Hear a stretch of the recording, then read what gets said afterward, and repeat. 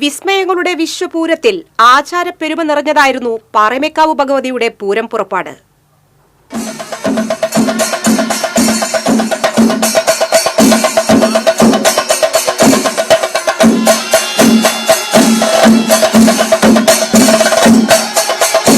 കൊമ്പൻ ഗുരുവായൂർ നന്ദന്റെ പുറമേറിയ പാറമേക്കാവ് ഭഗവതിയെ ചെറിയ പാണികൊട്ടി ക്ഷേത്രത്തിന് പുറത്തേക്ക് എഴുന്നള്ളിച്ചു.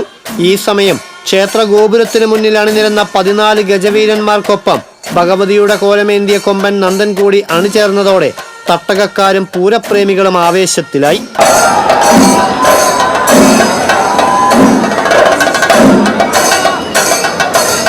കൊമ്പന്മാരായ മാവേലിക്കര ഗണപതിയും പല്ലാട്ട് ബ്രഹ്മദത്തനും നന്ദൻ ഇടം വലം കൂട്ടാനകളായി.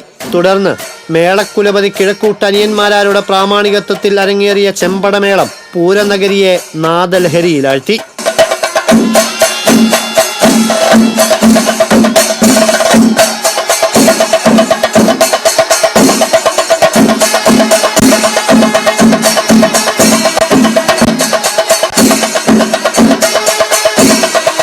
മേളത്തിനൊപ്പം അരങ്ങേറിയ കുടമാറ്റം പൂരച്ചന്തത്തിന്റെ ശോഭ കൂട്ടി.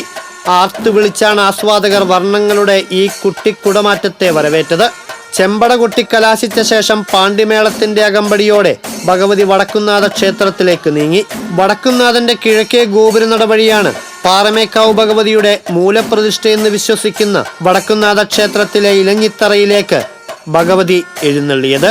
എണ്ണം പറഞ്ഞ 15 ഗജവീരന്മാർ, ചെമ്പടയുടെയും പാണ്ഡിമേളത്തിന്റെയും അകമ്പടി, ഒപ്പം മിനി കുടമാറ്റവും നടത്തിയായിരുന്നു പ്രൗഢഗംഭീരമായ പൂരങ്ങളുടെ പൂരത്തിലേക്കുള്ള പാറമേക്കാവ് ഭഗവതിയുടെ പൂരം പുറപ്പാട്.